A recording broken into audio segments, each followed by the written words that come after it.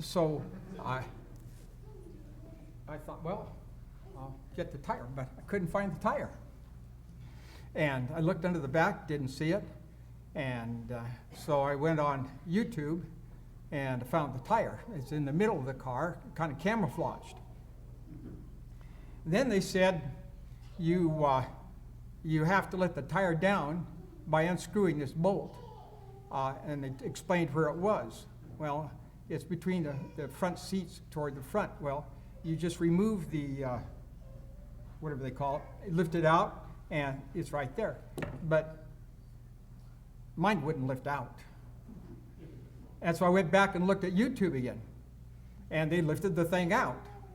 And mine wouldn't lift out. And I said, it's got to be there someplace. And so anyway, I took out, after a lot of thought, took out all my stuff in this cup in front and then pulled out the thing, and there it was straight down. And so I unscrewed it. And I pulled this thing out, and all the air went out of the tire. And so, but anyway, I put the spare tire on, went down to the auto dealer down here, not the dealer, but the place where you buy auto parts.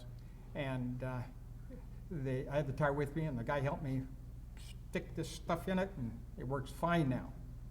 You know, life has all sorts of bumps, doesn't it? Lots of trials.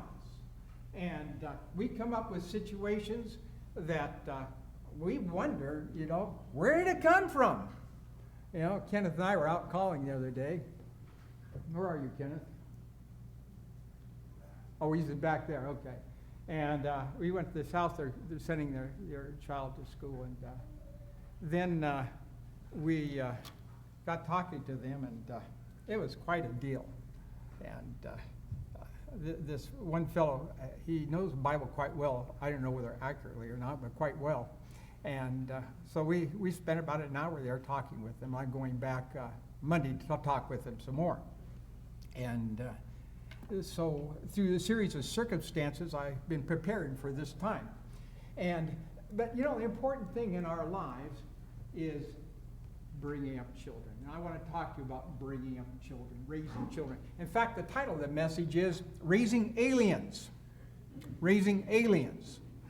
And the reason I selected that title, Mary Denny at one time showed me a picture of the twins, but it looked like this picture, like a saucer with two windows in it and these little things staring out at me.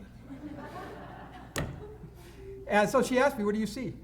I says, it looks like a flying saucer. And so she explained to me what it really was. It was a picture of her twins. And but it says in Hebrews 11:13, it says, all these died in faith without receiving the promises, but having seen them and having welcomed them from a distance and having confessed that they were aliens and strangers on the earth. That's one translation. And others just say exiles and whatnot. But anyway, I thought that's kind of neat. Aliens and strangers. You know, our home is in heaven. And that's where we're going back to. We're here on a strange planet full of strange people, trying to find somebody to take back with us.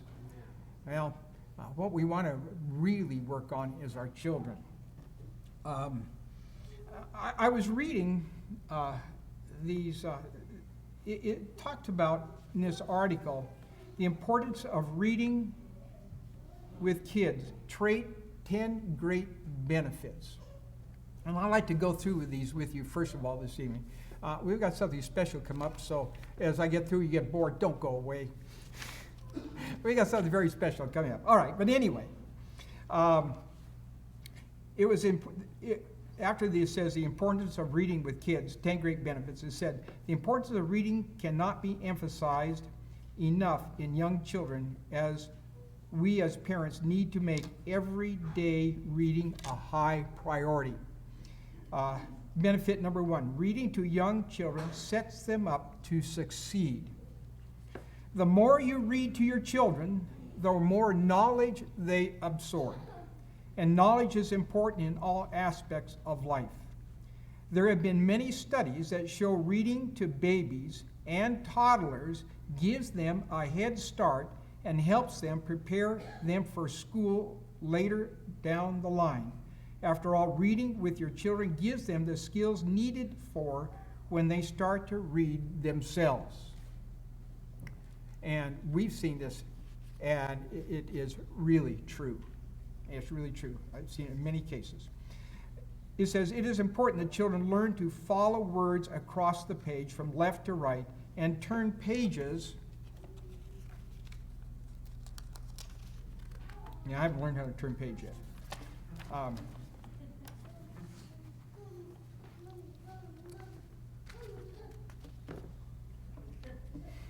Shh. That's all. Well, I cut my thumb while I was changing the tire, and it bled. And my wife just discovered when we were here. She says, "What's that?" I says, "Well, I cut my thumb." I says, "I bled all over the floor," and she never saw it.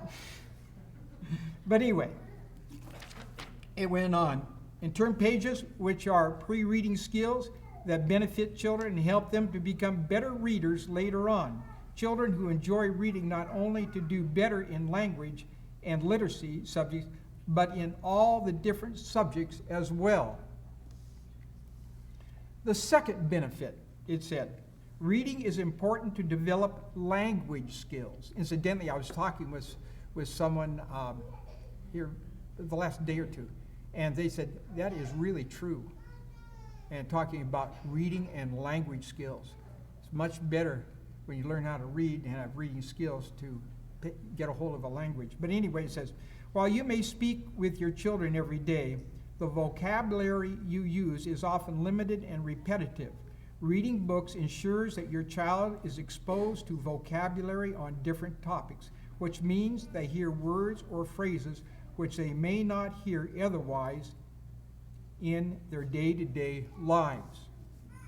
The more words they know, the better. For children who speak more than one language, reading is an easy way to help their language skills and is important to develop their fluency. These skills alone show the importance of reading. Okay, so reading is important to develop language skills. The third one was this. Exposure to reading exercises your child's brain. Reading to young children affects their brain activity and may just give them the boost they need to support and promote their early reading skills.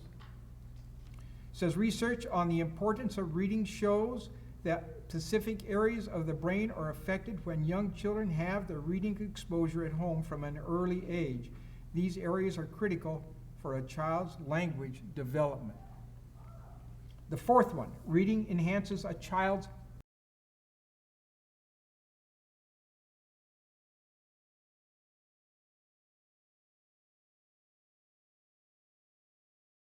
around all together. Reading with your little one is extremely important at this age. By consistently reading to your children every day, your child will learn to concentrate and sit for longer periods of time, which can help later on when they go to school. You know, the attention span of students now and kids is really short. You know, they're all so involved in television and games on their phones and all sorts of things like this that their attention span is very low. For a lot of people too. 5, reading together encourages a thirst for knowledge. Reading to your children leads to questions about the book and the information within. It gives you a chance to speak about what is happening and use these as a learning experience. It may also develop an interest in different cultures or languages. There is nothing better seeing a child who loves to learn. My daughter Christy and Esther too, they both read to their kids. And when we got on Skype with my daughter Christy the other day, one of her children was back there, Kate, he was back there reading a book, you know. And they're very active kids, but they like reading. 6, a range of books teaches children about different topics. Don't underestimate the importance of reading diverse books. Providing your child with different types of books on different topics or even in different languages for bilingual kids gives them a wide range of information for them to learn. These are informative books on topics such as different animals, places, or objects, etc. And there are also different books to help teach children about the important life skills such as sharing, being kind, diversity. There are also some amazing personalized books which make great if you can afford or don't have access to many books.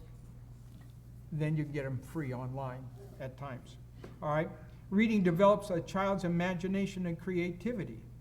One of the great benefits of reading with children is watching their growing imagination. When we really engage in a book, we imagine what the characters are doing. We imagine the setting as reality. You know, I don't know, some of the talk show hosts I've never seen, but I like their voice. But you look at them in person, and you say, I'm glad they got a good voice. You know? And so your imagination really runs. All right? Seeing the excitement on a child's eyes when they know what is going to be on the next page or having them guess what is going to happen is one of the most amazing things to experience. Number 8, reading books with children helps to develop empathy. The importance of reading can also be shown when children develop empathy. When a child can put himself into the story, this can happen. They identify with characters. They feel what they are feeling. Children begin to understand and relate to emotions. Number 9, books are a form of entertainment.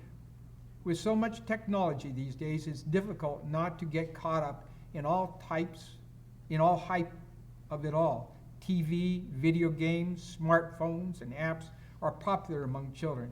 However, reading a good book that your child is interested in can be just as entertaining. How many of you have read books in your life? Entertaining books. Yeah, okay. With all the negative effects of screen time, choosing a book that interests your child and either reading it together or letting them flick through the pages alone is definitely a better option. One of the main benefits that highlights the importance of reading with babies and toddlers is that they are more likely to choose a book or to read for pleasure over other activity when they are bored. And the last one, 10. Reading together helps to create a bond. There is nothing better, this is true, than cuddling up to your little one and reading a book or a bedtime story together. Spending time with one another, reading and talking can bring parents closer to your children. For parents who work or have a busy lifestyle, relaxing with your child and simply enjoying each other's company while reading can be a great way for both of you to wind up and wind down and relax and bond. How many know Ben Carson? Who he was. He ran for president of the United States. He's a world-renowned brain surgeon. He separated 2 twins who are, fantastic guy. But when he was little, he had a terrible time in school. He didn't know anything, and he thought he was really dumb. He told his mother, he said, I'm so dumb, I don't know anything, I can't do anything. And so his mother, she tried to help him out. One time, his mother, now she couldn't read, but her children didn't know it. And she cleaned house to make a living. One time she was over this, I guess he was an attorney or something like that, but he had a whole library full of books, all sorts of books. And not just law books, but other books. And she asked him, she says, have you read all the books? He says, yeah, I think so. And so she thought a lot about that. And she went home. And when she got home, there were her 2 boys. And I suppose they're about 10 and 12 years old or something like that. Maybe a little bit older. And they were watching this cowboy show or something on the television. And so she went over, turned it off. And they say, hey. It's just, shh. She says, there are going to be some changes around here. Now, these aren't his exact words. This is how I remember it. But there are going to be some changes around here. You're going to go to the library, and you're going to get 5 books. Then I think she lowered it to 3. 3 books a week. And you're going to read those books, and you're going to give me a book report on those 3 books every week. And so she told them what to do, and they did it. And she selected the shows they watched on television. There were game shows where you had to use your brain and guess things, And so anyway, the upshot of that whole thing was that Ben Carson, and I don't know how long it took, but he became about first in his class in knowledge and things like that.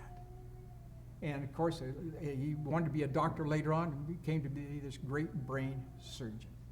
And so books are so important, and his mother recognized that. And she made her children give her 3 book reports a week. They never did find out, at least at that time, that she did not know how to read. When they'd ask a question, she'd make them figure it out of themselves. She'd sound out a word for them or anything like that. She just made them work at that. And so, can we help our children that way by reading to them? Oh boy, what an advantage that is. And you say, well, I haven't done that in the past. Well, you can start now. See, you can start now with your children and read to them. And they could be 5, 6, 7, 8, 9, 10 years old. You can read with them. I remember my mother up at Lake Tahoe used to take us up in the rocks above our place at Tahoe, and she'd read to us. And not a lot, but every once in a while. This should be something you could do every day. And another thing, you can sing to your child. Someone said to me, and I never thought about it, but he says, you know, your children can hear while they're in the womb. Yeah. You know, that's a pretty thin, you know, it's like a curtain there. And so they can hear through that curtain of skin. And so you can sing to them, maybe read to them, whatever. They have a brain that's going to take it in. All right. Here recently, I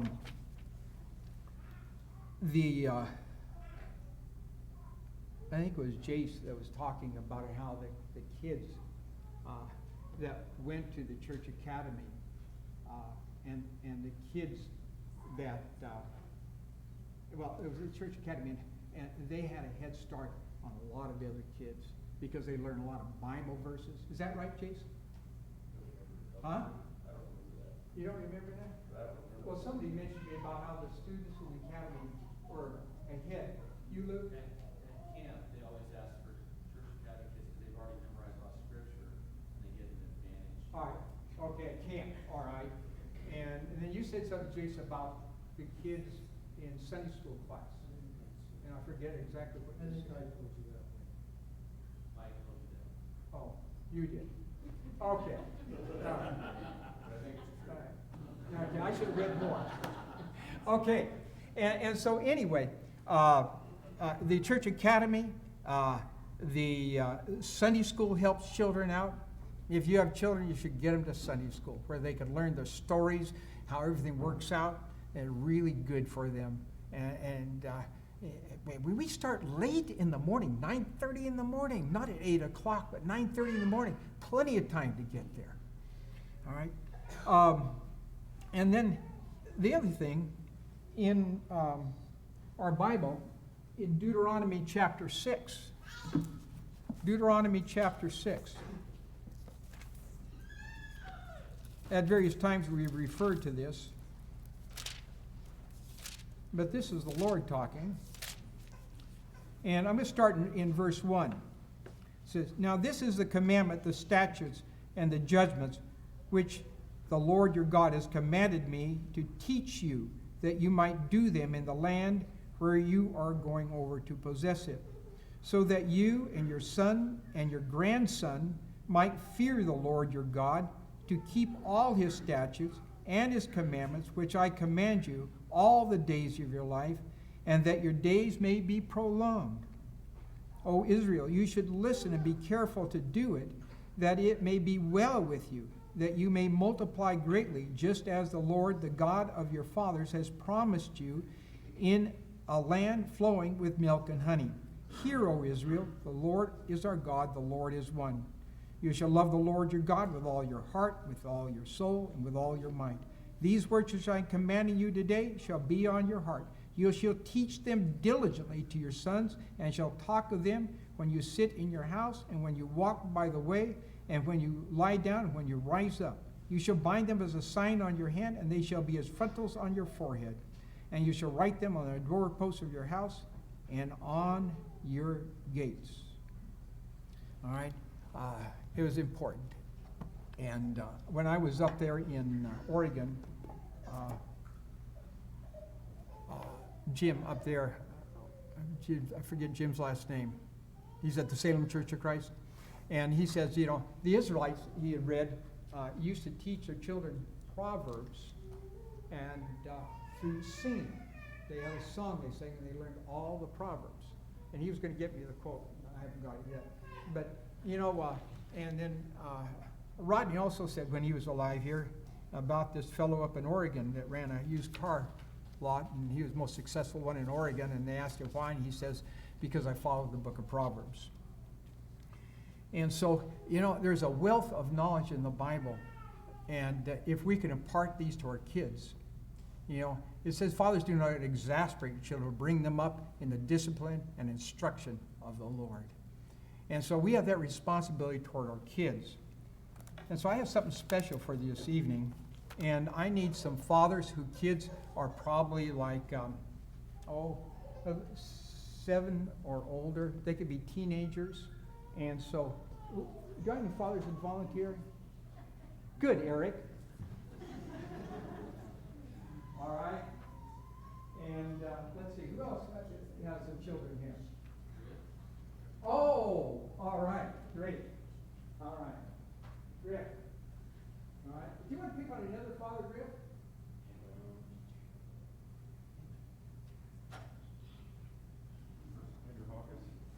Andrew Hawkins, all right. Andrew. All right. Oh, Norman, you want this?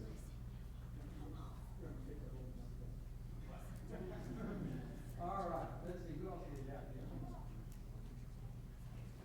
A couple more books. Charles, okay. All right. All right, good. All right. Charles, that's that right here. Okay. Bruce. All right, Bruce. Yeah, right, okay. And I have one more book left. Oh. Mark. Where's Mark? I don't see Mark. He's over here.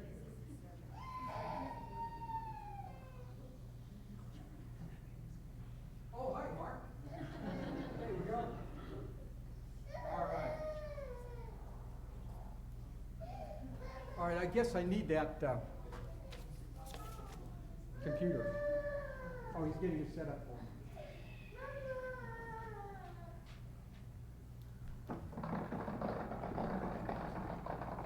Okay, great.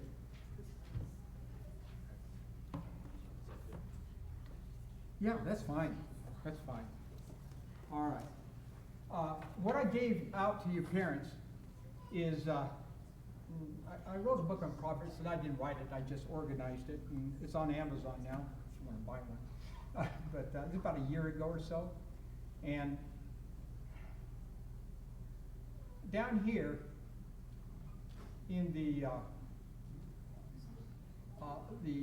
table of contents, we organized all the Proverbs according to different words. If they had an animal in it, we organized it under animals. And so as you go through the book of Proverbs, you can see all these things. And then down here further, there's some bad things. And so we put them all under bad.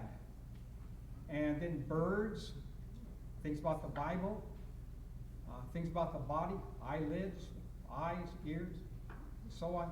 And it goes on through many, many different topics. And one place in here, and we don't want to do this evening, it's called the X-File. And it's got the plan of salvation in it. So if they get through that, they might look at it sometime. And so what I want you parents to do is, who did I give the first? Oh, Eric, I gave you the first one, so we'll take you first. I want you to give that to Nathan and have him pick out a topic on there. All right, Nathan, and just go through it quickly, find something, Nathan, so we can keep this going here. And the rest of you fathers do the same. Give it to your daughter or son, and have them pick out a topic, and we'll see where it goes. I'll do one here while we're just waiting. Let's see. How about the word, oh, let's go back up here.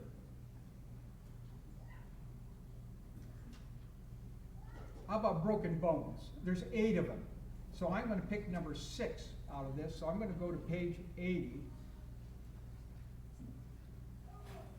And I think I pressed the wrong one. Oh, we'll take 79. It was 79? Okay. Okay, I took number 6. Proverbs 24:31. And behold, it was all grown over with thorns. The face thereof was covered with nettles, and the stone wall thereof was broken down. Okay, it doesn't have anything to do with broken bones, but so you go to this, and with your child, you explain this to them, and you talk about it. And some of these things, you'll want to go to the end of the book where we have the entire book of Proverbs there and see it in context. So you could go to Proverbs 24 and read this all in context, and then you can talk to your children about that. I remember when I was bringing up Christy and Esther, sometimes I'd go out and talk to them, but I'd take them out to lunch. And they always wondered what I was going to talk to them about. And so we would do that. But here, if you did this on a daily basis, you go through a lot of Proverbs, explain life's problems and how to handle them, what to do in different situations.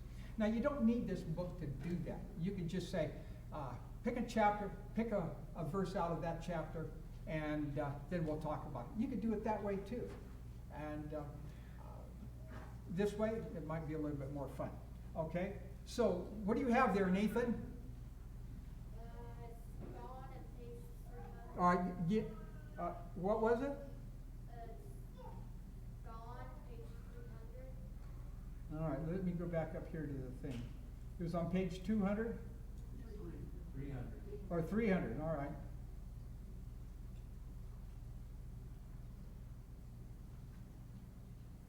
All right, 300. And what was the word? Gone. And what do you want, number 1, 2, or 3? What's the difference? Huh? What's the difference? 1, number 1, okay? All right, Proverbs 7:19. All right, now so Eric is going to explain to him that verse. He's gone home, he's gone on a long journey. All right, and so, yeah, and so Eric would explain that verse to him and what it means and some things you might learn from it. And probably you would want to go back to Proverbs 7 and read that all in context because it's bigger than that. And so it'd give you more to explain about. And so anyway, well, that was a quick statement, Eric. Short and to the point as usual. Okay, let's see, who was there? Griff. All right, which one of your daughters has that? Olivia. Olivia, which one did you pick?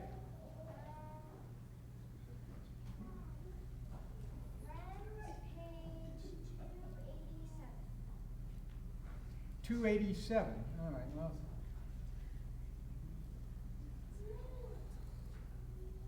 Now we're close to it. All right. It's easier if you have a book. I gave all my books away. So I was going to bring one of them this evening, but I don't have any left.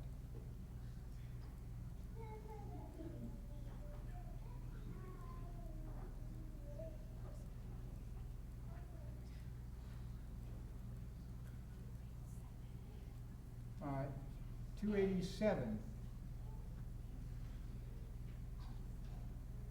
And was the word gone? Friends. Oh, friend. Friends. And you picked number 1? Which one did you, number 1? All right.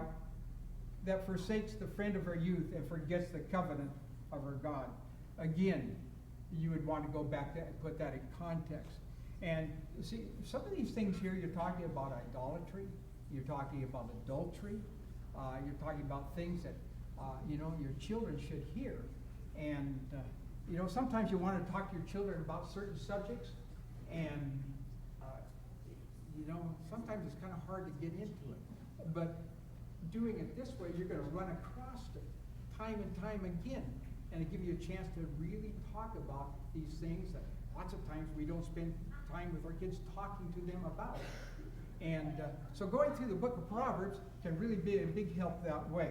And again, in Proverbs 2:17, you'd have to take that in context. Okay, let's see, who was next here? All right, Andrew, what do you have there? Life, page 85. 585? 85. 85.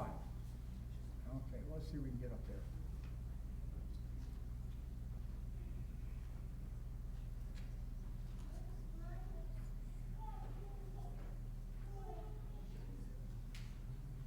All right. Here's 85. Which one did you select? 5. It was 5? Okay.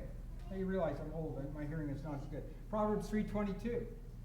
So shall they be life to your soul and grace to your neck. Again, it's out of context, so it gives you a great opportunity to talk to your children about this whole subject that's in here.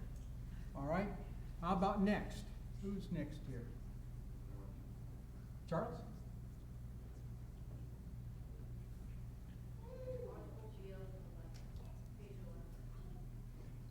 You don't have a microphone. You're going to have to speak up. Said automobile, page 11. Page 11. Oh, thank you, Charles.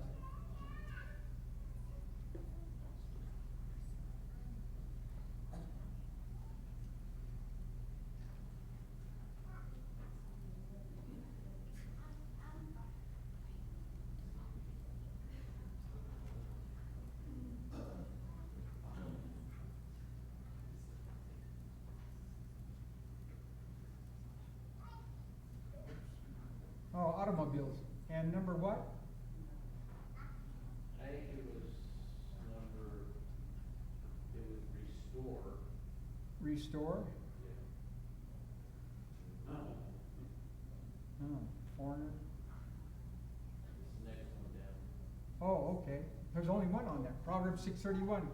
But if he be found, he shall restore sevenfold, and he shall give all the substance of his house. All right, so another opportunity to explain something to them. And again, you can see some of these have to be in context. The first 10 chapters, there's more so. And after you get into some of the other chapters, one verse will do it. All right? And then Mark. Foolish, page 126.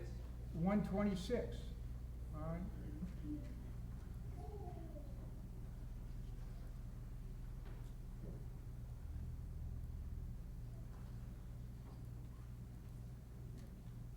Okay, read closer.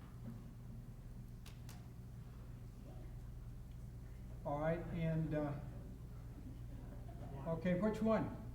Number 15. Number 15, okay. Proverbs 29:9. If a wise man has a controversy with a foolish man, whether he be angry or laugh, there will be no rest. All right, so that's one you could look at just by itself. And okay, Bruce. So that's the little baby went, yeah. She translated as row, page 9. Page 9, all right.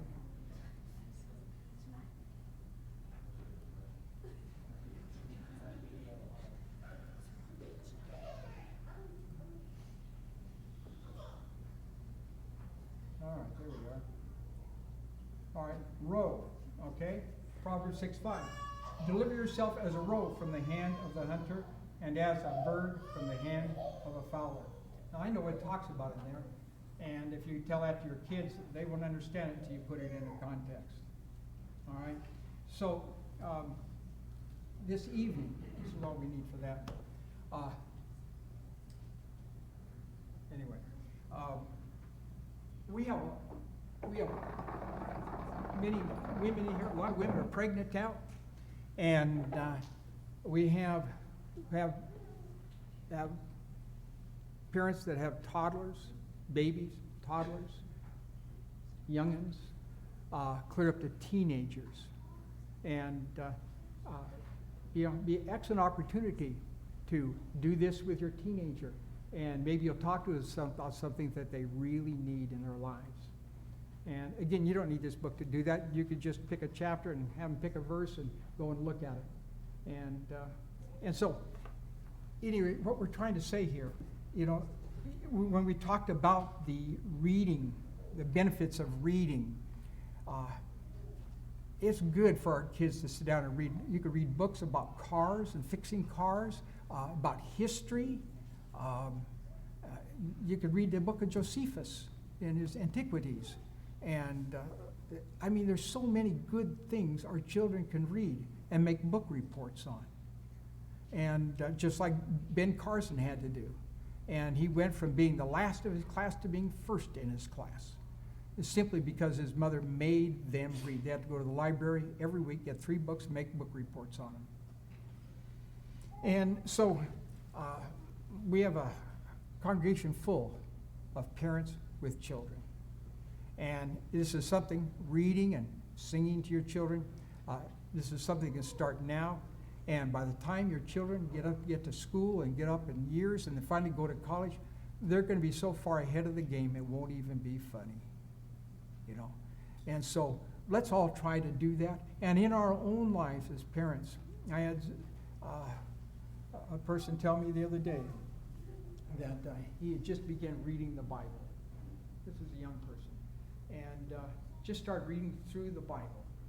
And he said, "It is so interesting. I should have done this a while ago."